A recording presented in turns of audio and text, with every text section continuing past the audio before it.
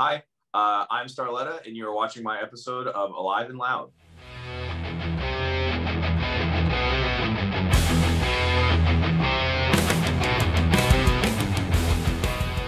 Welcome to Alive and Loud, guys. Thank you so much for tuning in. Today, I have a very special guest, Mr. Billy, and he is actually the vocalist you may know as Starletta.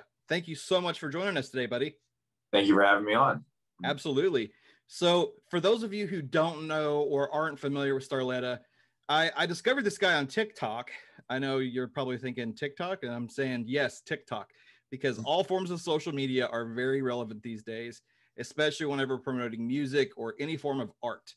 And as soon as I came across one of this guy's posts, I knew I immediately had to get him on the show and find out what he's all about and introduce you all, our viewers, to him and him to you all, our viewers. So give us a little background on how you got started and what it's been like over this last year for you, man. Well, I've always been involved in like music in some way, like my whole childhood and like growing up. I went to like a very supportive school program for the school district I grew up in has they were nominated for a Grammy for like their for a public school system. So like awesome. Yeah, I had a lot of classes that were like music related, and they were very like art forward. So like through middle school and high school, like I was in band and orchestra and like jazz bands, and like did like the plays, music, and like the pits and all that stuff. And then I got into writing music when I was like in high school. I had downloaded like software my friend showed me how to use, and I would write songs for school, like to get out of, I didn't want to do projects. And I was like, I don't want to write this paper. Can I just write a song instead? Like, yeah, cool. Fine, whatever. Very clever. Yeah. So I started doing that, and I was like, well, I started like being in bands, and like I was in metal bands for a long time. And only up until like the pandemic started, like I had a tour booked for my metal band, like the month everything shut down. Oh, wow. But I had been writing pop music for a really long time. Okay. As like a side thing, just because like I really enjoy pop music. I love 80s music. Oh, yeah.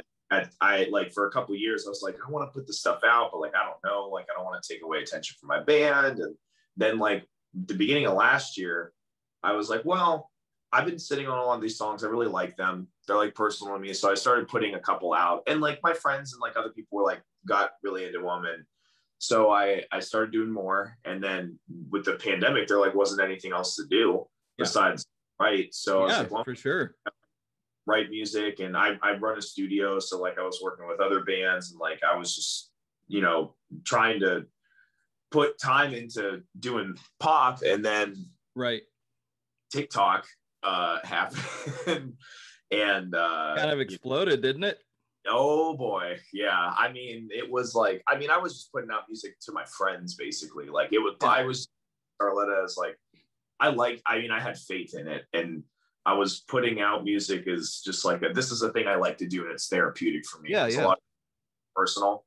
And then the video on TikTok went viral, and it's like, oh, like people know what this is now and really like it. So now that's like my primary focus. And like, that's like all I've been doing the last few months is like working with pop people, like writing more. And like, I've been writing for a long time, like just music in general. Like I've been in band, this kind of stuff. And I've only been putting out Starletta songs within, it's been a little over a year. That's crazy.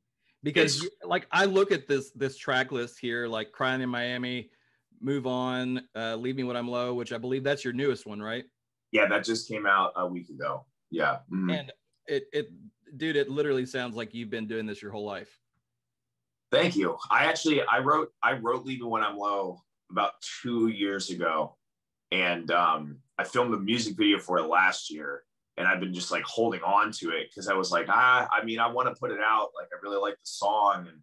And, but I wanted to promote it like really heavy and have like a platform. I was like, okay, now we can put this out. Like I had a whole release plan like with artwork and everything planned prior to trying in Miami. And then when that song started doing really well, I just scrapped it and I just wrote all new songs besides that one. That was the only one that I kept from like this old batch of songs. Cause like Patience and Sedative and Summer of 17 were supposed to be on this release that I planned. And then I just kind of was like, nope, we're moving new direction. Yeah. So Summer of 17 is it's in, like, I can relate to that song in so many ways. It's unreal. And I actually I played that song over and over and over just because you hear things differently every time you listen to music. mm-hmm. And you kind of focus on little things here and there. And I can really tell that this is something personal for you. So I want to ask, like, specifically, we'll go with Summer of 17. What inspired you to write that particular song? So I mean, that song was definitely about that summer. Like pretty much all the songs that are out, I wrote like 2 or 3 years ago, and I went through like a particularly bad breakup, Mm-hmm. and like that summer was just, there was a lot of stuff where like the relationship was going really bad. I was losing a lot of my friends because I had started to become like severely depressed, and I didn't even realize it. And then there's a lot of stuff like compounded like in a 2-month period. And that was like, for me, like I'd always been like a generally happy person. I still am. I had no problems in my life. And then that like a particular day where like everything happened and it just was like a knob turned. And it was like, you are different now. And like I started doing bad at work. I had to explain to my boss, like, all this stuff is going on. Like, please don't fire me. Like, it was really bad. Like, it was really bad. So like that one in particular, like they're all personal, but that one is very much like, this is the stuff that started all of it. Yeah. You can definitely tell that there's a caveat in there that kind of sets a precedence for this entire, persona of Starletta. And, I appreciate you opening up to, a bunch of us like that, because it's a very difficult thing to do, to make yourself vulnerable and to write music like that and release it for everyone to hear it, because that's essentially you in a nutshell. Yeah, there's a couple people that knew that it was, that they were mentioned indirectly in that song, and I had to sit down, and like it was tough because it was like, I know that this is like not fun. This is not a fun one, but like this is stuff that happened to me and like it affected me this way. And like it's a weird dynamic that you have to play, where like as a person, you have the right to have feelings about things that people do to you and talk about it. But as an artist, you understand, like, I remember I had this conversation before Crying Miami came out. So like nobody knew who I was. And they were like, what happens if the song does super well? And like people hear this and think this stuff about me. And it's like, that's never going to happen. Like in my mind, I was like, worry about like, because I really didn't, I thought about it like that, but I didn't think about it like in a grand scheme where they were like, this could do well enough to where this becomes public. And you have to kind of play like, do I risk ruining a relationship I have with somebody because I want to talk about publicly this thing that like was like a formulative experience in my life? And luckily everything's fine now. Like good. It worked out, but like it's that doing personal music and putting that kind of stuff out there, it's tough because like you really have like an emotional want to like talk about it, but then you have to understand like there's other people involved in this conversation now, and you're putting them out. Whether people know who they are or not, that person knows. And like I'm from a small town, like I my graduating class is big, but like everyone knows, pretty much everyone where I'm from. So it's not like secret, like who this stuff is about, or like people know who are. Like, not from here, because that sounds a lot like our town. Look, Ohio. I lived in a city, but I lived in a small city. Yeah. But like Ohio is a small town. Like it's pretty much like it's the Midwest. Like there's a ton of small towns like that. And that one, I mean, that one's one of my favorite songs, but like it's a tough one. I performed it I filmed like a live performance a month ago that I'm going to be putting out in a few weeks. And I went back and forth on whether I wanted to or not. And there's a good that might not play that one again, just because I was like, I don't want to keep bringing this up. Like that one's like particularly like emotional. So well, I gotta ask, so you're writing from experience, you know, personal experiences. Do you have anyone that's recently come out that's heard your music who have been like, you know, what I just heard from Move On, or, you know, Leave Me When I'm Low, it really meant something to me personally, and thank you so much for writing it? Have you, especially since TikTok, like, have you had anyone commenting on and saying stuff like that? Like, so when the TikTok video went viral, I didn't know from TikTok. I knew from my Instagram notifications, because it happened when I fell asleep. Like oh wow. Like I posted the video like the middle of the day, and then I went to bed that night. I woke up and it had like 90 something thousand views, and then it just kept going for like 2 straight days. But I didn't notice. I woke up and I was like, why do I have all these Instagram notifications? I don't have TikTok notifications turned on. So like all these people are like messaging me on Instagram, and I had posted that same video on like my story, and I was like, well, maybe it's like people follow me that were like commenting, and it was like I had like dozens of people that were like, I just found you on TikTok, like, because I had put Move On out 4 days before, like that was still like fresh. So people crying in Miami, that from the song, that like the little snippet that was in that video was that song, and people were like, I just found your music, and like, you know, I really like connect with this song, and like this is helping me a lot. There was like a couple people that like had like particular like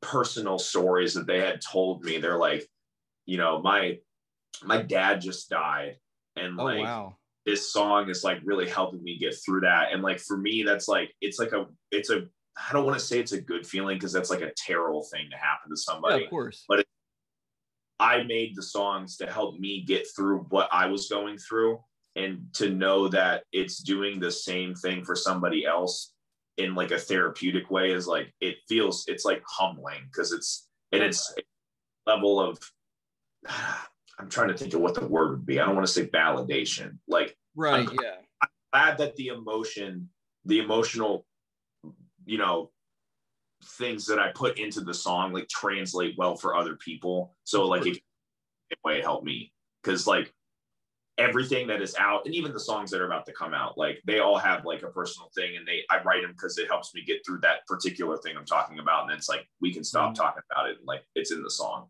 But 1 second. Okay, sorry. No, you're good.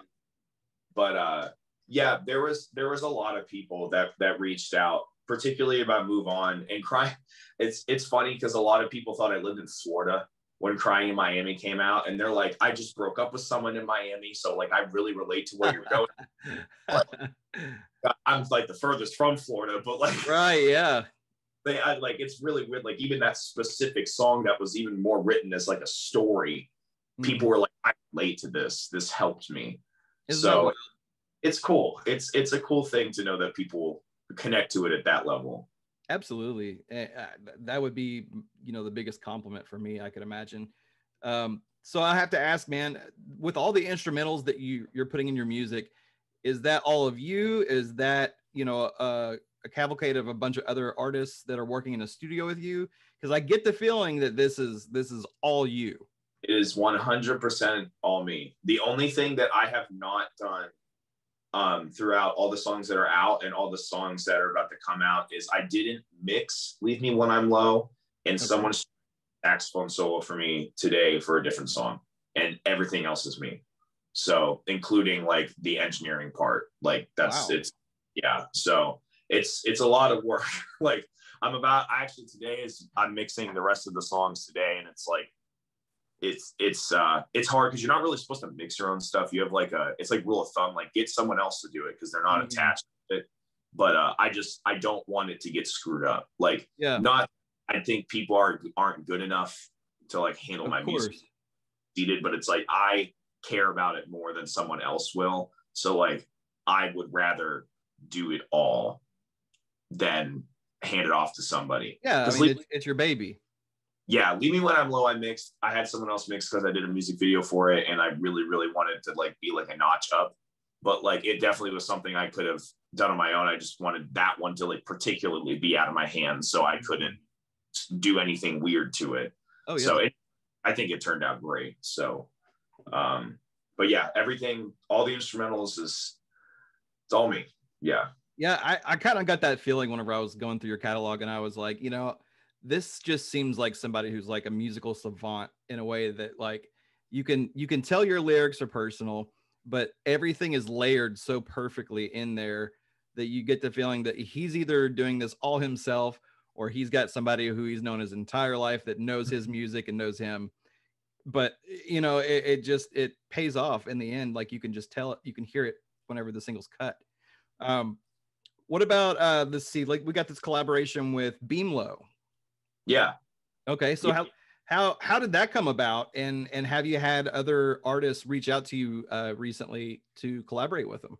I have, yeah. So Beamlo, the one guy in Beamlo, I believe it's two guys now. The one guy, Billy Tentler, we're friends. Like he works at the tattoo shop that I go to, or I went to in Ohio, and he like we actually recorded that prior to Crying Miami, and he was like, I had this EDM project, like I want to start putting vocalists on it, and he's like, I want you to sing on one. I was like, sure.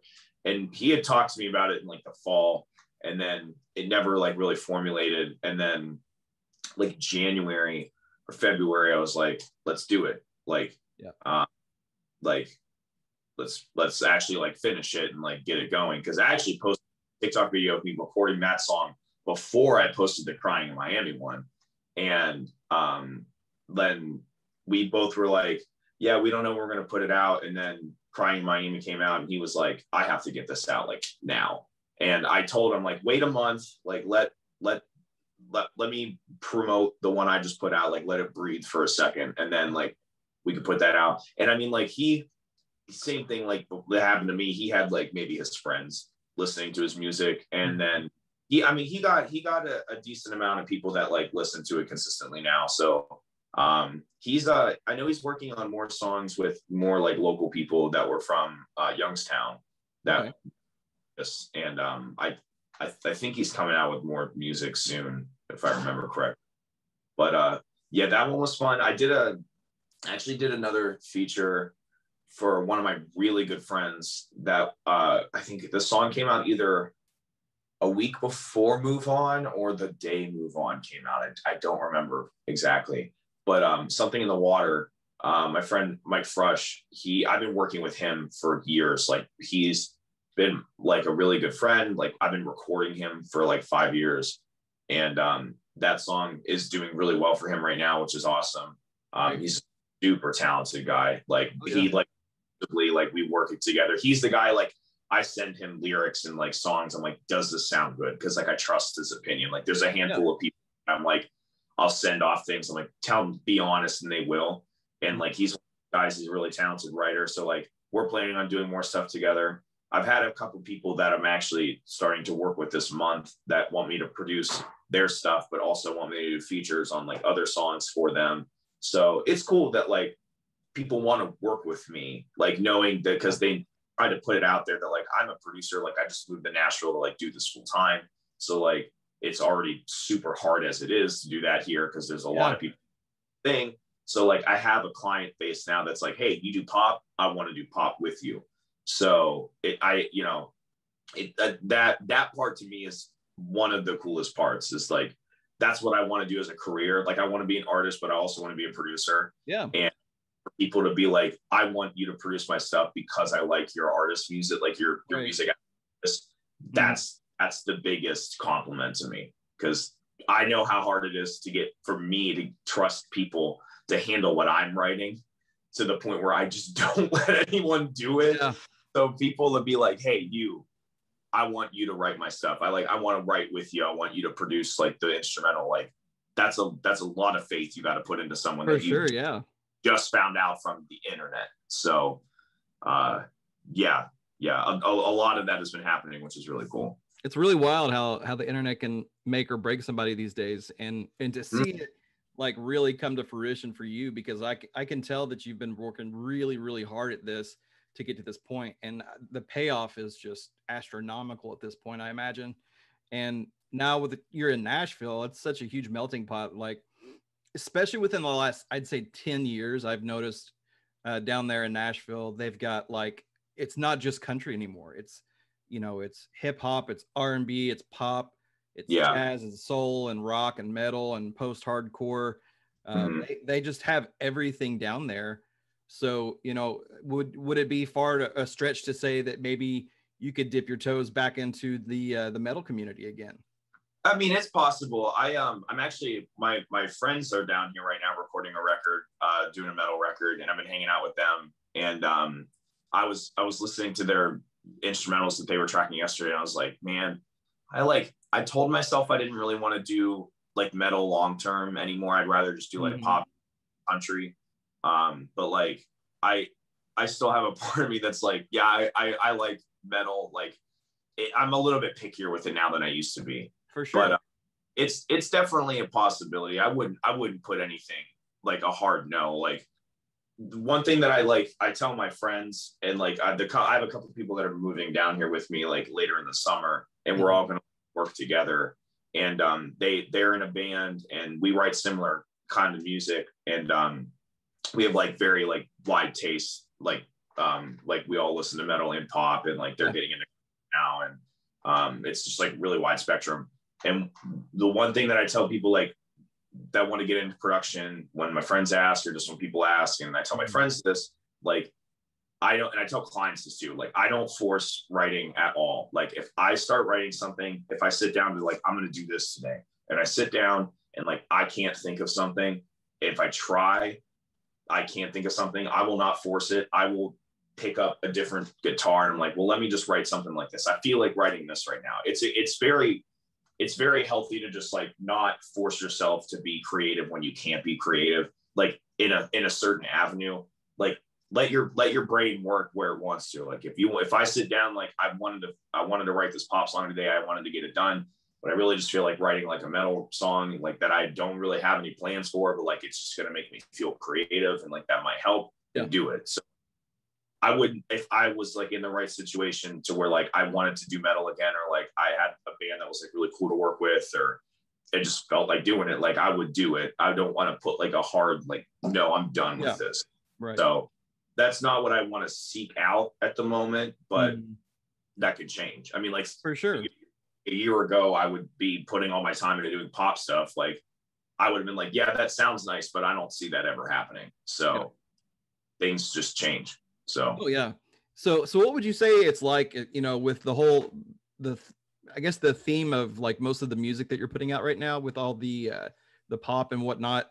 We mentioned the 80s versions of like I Almost Do, which was also something that I know my daughter is obsessed with because she's a huge Taylor Swift fan. So whenever I was listening to it in the Jeep the other day, she was like, doesn't Taylor Swift sing that? I said, yeah, no, she does. Oh. She goes, well, who's singing this? And I said, oh, it's somebody that I discovered recently on TikTok. And she goes, really? I said, yeah, she's 7, mind you.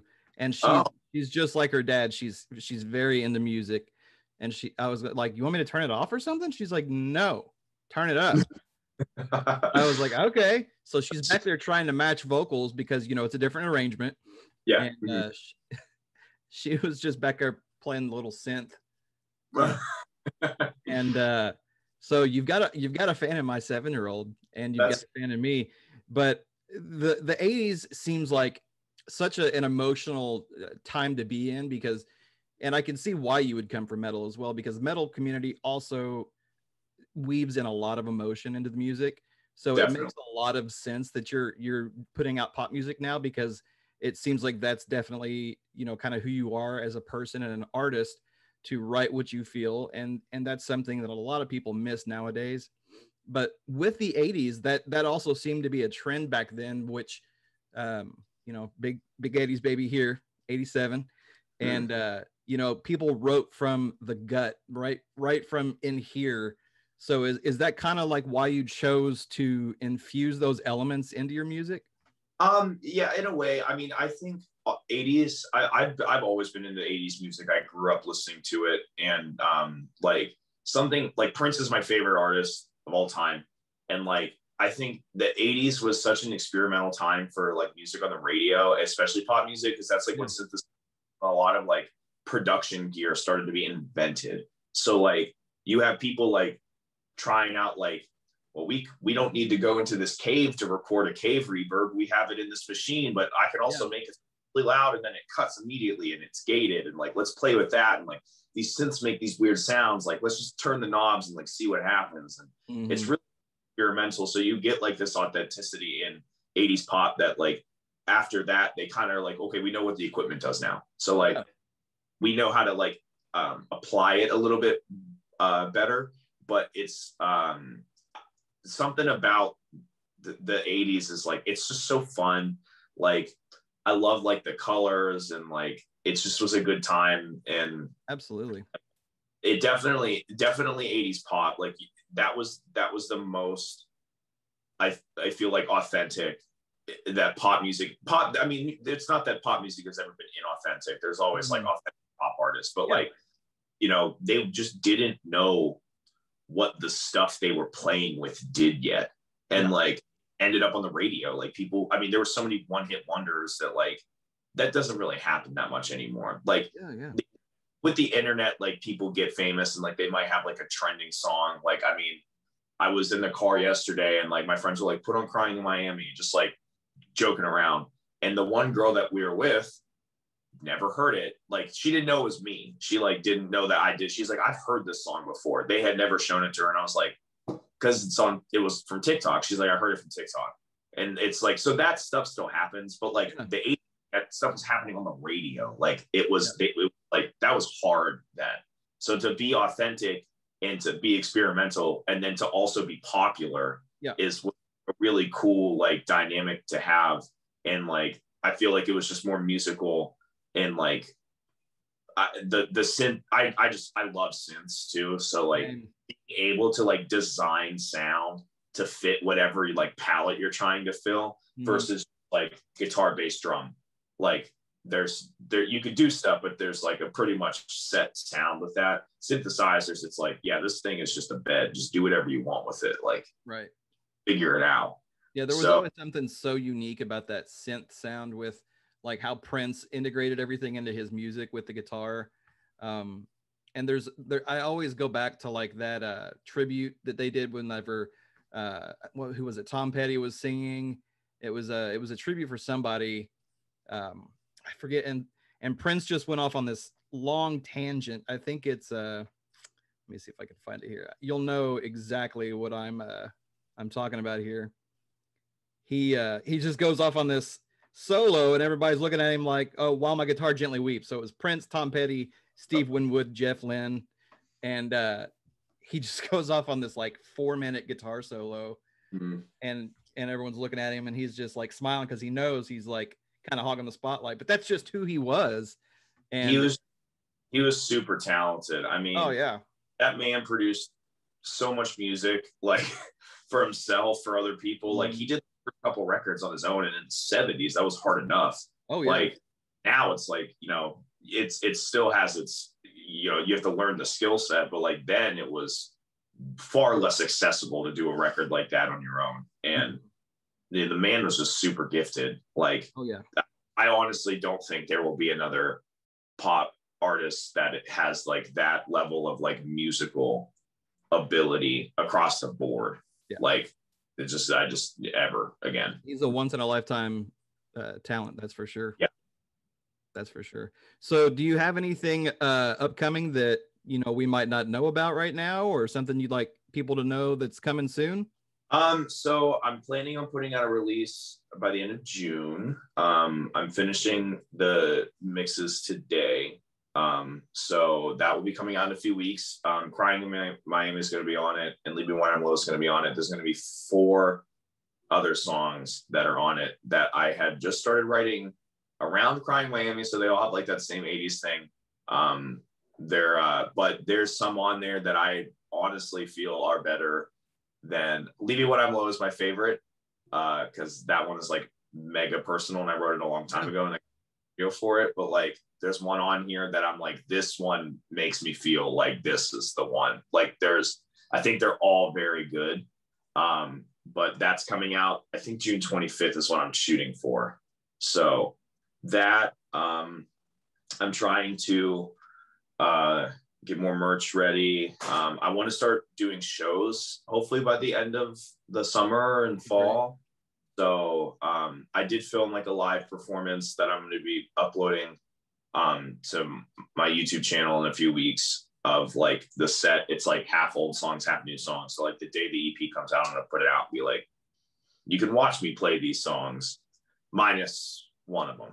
So yeah, that's pretty much all I got going right now. I'm just trying to get this record out and then hopefully have more stuff by the end of the year. So, and start gigging, and everything's starting to open back up. So it looks way more promising than it did 3 months. I know. I'm super excited. And now that you're actually in Nashville, you're very close to me. So when you've got a show, I know I'm going to be there.